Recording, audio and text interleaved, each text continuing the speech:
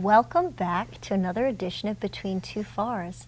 I'm Warneke Miller, joined today by the amazing Michael Mark, a veteran procurement attorney. He has been doing some amazing work in R&D contracting for almost 40 years now, and we're just getting the wealth of his wisdom here on tape so that you can actually use some of his vast knowledge in your daily work. One of the things when I was talking with him that really helped me gain an understanding of R&D was a conversation that we had about the difference between IR&D and R&D. And I'd like to just have you talk to us a little bit about that difference today. What defines R&D versus IR&D? Okay, well, research and development, R&D, and IR&D is R&D, but we're going to talk about what the difference is in a minute. But research and development is as I've said before, the acquisition of knowledge or applying that knowledge to develop things. It is defined in Part 35 of the FAR, which is the section of the FAR that deals with research and development contracting. Independent research and development is non-sponsored. That is, the company is using its own funds to perform research and development activities. Now, the way that has been done over decades now is companies have overhead accounts that they use to pay for IR&D. Obviously, NASA is paying overhead on all of its contracts, so some portion of what they spend on IR&D is actually coming from us and also from people like the Department of Defense or the Department of Energy. Nevertheless, the rules have been written such that is viewed as totally independent and developed at private expense. And I know Ed Fine has talked a little bit about the rights in data, and if things are developed at private expense, they belong to the contractor and not to the government. So IR&D is defined in the cost principles as research and development conducted by a company using non-sponsored research funds. What that means is that according to the cost principles is you cannot be cost sharing through your overhead accounts if it's a cost share contract.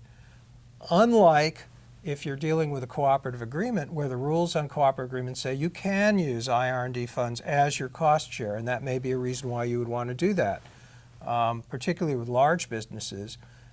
From their perspective, it's a way for us to help underwrite some of their IR&D costs, but we do get some rights in that information that's developed under that agreement. If they're using IR&D funds, we have no rights in that agreement. So that's one of the things that we need to be careful about. We've had instances where we've had, for instance, cost overruns and the company says, well, we'll underwrite that, we'll use our IR&D funds to perform work. And the cost principles and the cost accounting standards do not allow that. Right. Is that when the attorneys come in, when the contracting officers say, hey, we've run out of money or we've run into this problem and they're suggesting we do this? Talk to me a little bit about the attorney's role in walking the contracting officer through their options. Typically the contracting officers, many of them don't have great detailed knowledge of cost type contracting. Many of them do, but a lot of the younger ones don't. So they say, hey, well, this seems to be a solution. We go, no, look at the cost principles, and there's a specific cost principle that says you cannot do that. There's also a cost accounting standard that deals with the treatment of IR&D cost. So what you have to do is say, well, that's not an allowable way to do this. Now, here's some options. One is obviously we could go to a cooperative agreement, which would allow it, but if we're already in the contract, it's too late. So we have to find other ways to deal with that overrun. The most obvious is the program needs to come up with more money. Sometimes the program says we don't have more money.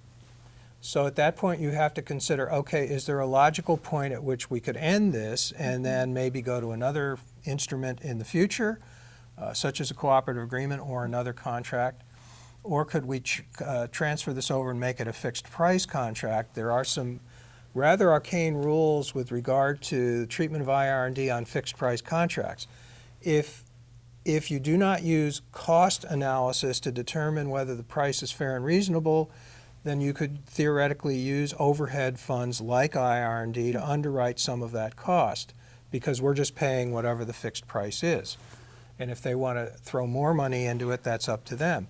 However, if you did use cost analysis, the FAR says then the cost principles apply, and the cost principles say you cannot do that. And we've actually run into that situation. So in that situation, you need to begin to think about, okay, is there a way that I can either cap this cost or find another vehicle by which we can conduct that work? There may be other contracts out there, or we may enter into another separate contract. Also, using IR&D to do that kind of contract work means that the company is going to say, well, that was developed at private expense and you don't have rights in that data, and we want those rights. And that might impact future procurements or Absolutely. future work that we need. So once again, we've got the attorneys coming in and helping to spur innovation while staying within the bounds of the law. Join us again next time for Between Two FARS.